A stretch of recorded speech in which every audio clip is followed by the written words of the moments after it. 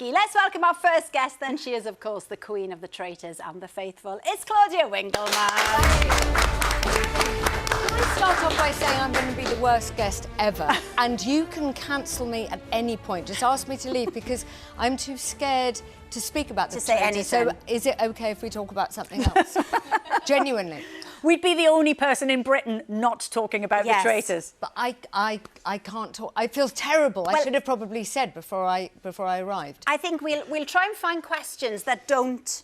Okay. You know, because lots of people won't know about it or won't have watched it, and then they'll go, oh, maybe I'll start now, so let's not say anything. Exactly. Okay. So we'll have a sponsored silence. No, thanks. So, but you said after the first series, which was so well received, you said, oh, we can't recreate the magic. I just said, I think that's more than enough. Exactly. And here we are. And let's just stop, because the first series was so overwhelming for us. The fact that people liked it and people would talk about it, we just didn't assume that was going to happen. You never assume, right? You just can't. Yeah. And I thought it was just so perfect. Let's just leave it. And isn't that rather lovely, just to go, thank you? And the BBC were like, no, what's the matter with you? And then, but I'm still nervous. It's not done yet. So what if nobody... Well, I mean, people I can't absolutely love it. So, OK, without giving anything away, this is tricky. How would you sort of sum up Series 2 so far? Right. Well, I'm very protective of the players, and I think they are utterly brilliant. And but I would say they came in with more force. So the first round table in the first series, people were like putting their hands up, going, if you don't mind me saying, I think that you might be telling fibs. And in the second series, they were like, I was like, okay. Yeah. But they have all played a rather brilliant game, I think. I really love them. It's been absolutely unmissable. Now, let's remind ourselves of some of the best bits from this series. So if you haven't seen any of it yet, don't look away now.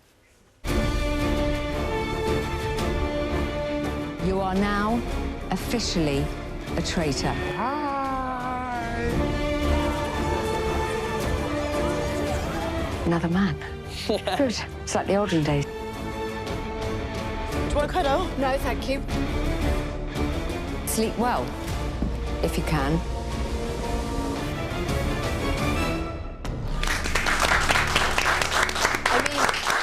We can't get... But there was one round table, because I was asked, I think, by a journalist before we went in, and where they throw the chairs in the air. And it was... And I came out, and there are hidden cameras. Yeah. And the crew came out, and we were all, honestly, physically shaking.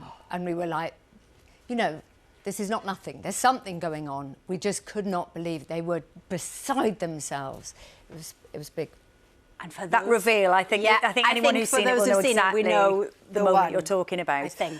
I mean, but the thing is, Claude, the contestants don't just stab each other in the back. They do have to work together to complete missions. Yes. And you know, build the prize pot. What's the thinking behind those? So the missions are so important because genuinely they have to get out of the castle, and they have to work together as a team, and they have to have fresh air and run around, and it's really good for them just to, because otherwise you spend the whole time plotting and trying to work out and thinking, but I love them, are they lying to me, or am I doing this right? And just it's intense. So and the missions this year, I love the people who make them. They are so epic. There is one, I think tonight, I don't know, I don't watch it, so maybe it's already happened, I don't know. But anyway, it's okay, there's fringing. And it's... OK, fine. See, this is why I shouldn't have come here. Yeah, I love them because they are huge, and all the players say it's good because it just gets them out of their head. Gives them a little break, doesn't it, psychologically? Now, we were talking, and you know, this has been in a lot of places, the funeral bit. We won't say any more than that, what happens, but the veil and the cane. They did. So the whole production crew, we have to say, it is beautifully produced. It is. And my producer, Sarah, who is a goddess, she said to me, look, we're thinking of doing this. There's going to be a funeral. And I did say, I'm going to need a veil. I mean, I just... And what happens is... Yes. And it sounds bizarre because people are like, wow, you're really cruel, or you're a bit grumpy. When you're there, the star of the show is the game. You become obsessed. And then what happens, which we can't say, it was electric. And it's quite sinister, isn't it? Even though you know you're watching a game, it is quite sinister and brilliant, and the drama is amazing. Did you feel quite... I was like, yeah, I've got a cane. Yeah. Let's go. Let's go. I didn't know about the horses. But somebody had mentioned horses, and then they went, all right, Claude, get into position. I was like, oh, OK, you've done this. Full cortège. Yeah, touche. It was so good. Yeah. And I mean, of course, the other success story is the wardrobe. That's down to Sinead. Unbelievable. The tweeds and the knitwear and the kilts. I mean, look at that. The gloves, the fingerless gloves. We get involved. Yeah, they were £4. They the £4? They were. Then I don't know what they're made out of, but it's fine. Yeah. So I have the most brilliant. I sound like a. But there is a brilliant stylist called Sinead McKeefrey, and she says, right, we're doing this, and can you put that on? And I go, oh, could I? And we're already looking for the next one. Oh, how exciting. Round of applause, Sinead. Yeah, she's amazing. Oh, it's Brilliant work. Thank you so much. The Traitors continues tonight at 9 on BBC One, and iPlayer with the big final tomorrow at the same time. Yeah, I was thinking Drambuie with the final. Oh, Quite very Scottish. Strong. Yeah. I'll be under a blanket with my puppy. That's not code. Nice. Sorry. Are we on? We are. Still to come, Domhnall, Gleeson and Andrea Riseborough will be talking about their new drama, a messy love story set over 15 years. Time now to welcome our next guests. They're starring together in a new romantic drama. Please welcome Andrea Riseborough and Domhnall Gleeson. Welcome, both of you. Now, tonight, you see, is the perfect time to talk about a romantic drama because it's the Welsh equivalent of Valentine's Day. So we have to say, Diwrnod Santes Dwyn yn hapus. Yes, we do. Yeah. Yes, I expected you to say it, Lauren, but no. I might need another run-up to that pommel horse, to be honest, Santes Al. Dwyn Day. Tell us a little bit then about Alice and Jack. Go on, Domhnall. Oh, me? Yeah. Oh, Alice and Jack takes place over 15 years. Alice and Jack are two people who meet in their late 20s and immediately have an insane connection where I think they both feel like they're home, but the way that their personalities are built and the way that their lives are at that moment, they just can't kind of be together, even though they want to be. And so we spend 15 years following their journey as they try to overcome. And it's funny and gorgeous, and it's about real love messing you up and you messing up real love and trying to be happy in life. It is gorgeous. Let's have a look. Remember that first night that we met? Have you done this before? Slept with a stranger. Dressed yourself? She does seem pretty cool, though, in an extremely troubling way.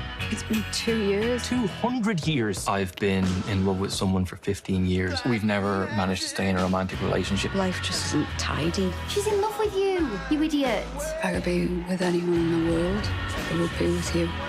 I used to believe in callings. You're my calling. You're what I believe in. The rest of it just doesn't matter. Honestly, got a sneak preview of it, and I'm desperate to watch all the rest. It's so wonderful. And you're both producers on the show. Andrea, this is a real passion project for you. How long have you been developing it? Yes, for both of us. We've been doing it for about 5 years. I first got the script in 2019, and it was such a beautiful script, and it's written by somebody who's been in the television industry for a long time and has had a really sparkling career. Very mainstream, huge shows like Mad Men and Mad About You. And then we managed to enlist some really brilliant independent filmmakers to shoot it. So it has this quite unique tone that is wonderfully fast-paced and witty, but it's really raw. And it's quite an unusual thing, isn't it? Yeah. Yeah, it's got a real kind of tenderness to it, I thought. But also, as you say, you know, really funny. It's got some great comedy actors alongside the two of you. You've got Aisling B, you've got Sunil Patel, who plays your best friend, Domhnall. They provide some of the lighter moments alongside the drama. Bolstered ourselves with those brilliant comedy writers. Amy Lou Wood, yeah. That it would work out well, and it did. Yeah. Oh, good thought. The lovely thing is you two have been together on screen before. You've played partners, you've been brother and sister. Why do you think you're drawn together then on projects? Well, it weirdly overlaps with this. We met in our late 20s. We met on a job that was a real turning point in my life. We were playing boyfriend and girlfriend in Never Let Me Go. And I thought Andrea's process was just amazing. We were all these amazing actors. And we've kind of washed in and out of each other's lives. We met then again. I played her brother in Shadow Dancer, which you were amazing in. And and then came back again on this. So in the same way as Alice and Jack go apart and can't be away from each other anymore, I feel like we've sort of found each other over the years on the right projects. And I think this is the kind of culmination of that. And so it feels even more sort of special to me. Andrea, you're also starring in an amazing new film that's coming up, so with Kate Winslet and Marion Cotillard, and that's called Lee. What can you tell us about that? I play Audrey Withers, who was the very austere head of British Vogue during the Second World War. She was such a wonderful, wonderful character to play, completely uninterested in fashion, could not give two hoots.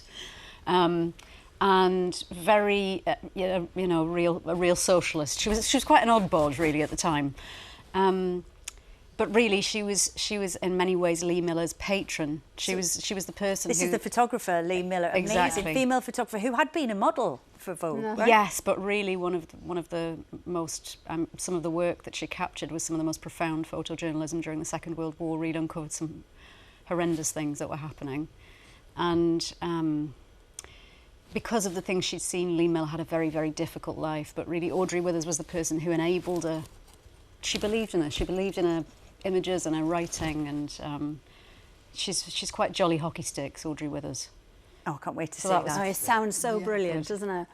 Well, listen, thank you very much, guys. Alice and Jack is coming to Channel 4 next month. Oh, thank you, Des. And there are plenty more musical Burns Night treats in store on the BBC Tonight. On BBC 4, straight after us, there's Burns Night with the BBC Scottish Symphony Orchestra. And at 8 o'clock on BBC Scotland and iPlayer, there's Burns Night 2024. Oh, enjoy it. Now, Domhnall, you are a big fan of the Traitors, I hear. Will you be watching tomorrow?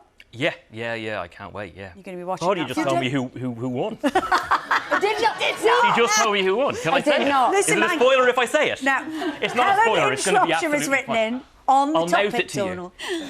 She's written in and said, love the Traitors. It's totally addicted. I can't wait for the final, and I'm hoping the producers bring out a celebrity version. Claude Domhnall could be in it. Yes, you could. Oh, yeah, I will be terrible. First day, I'd be like, that's my mum. I'm a traitor. You're dead. I'm going to kill you tonight. I would suck. Domhnall, Tony writes in, and he's on the same page as me, About Time, favourite film ever.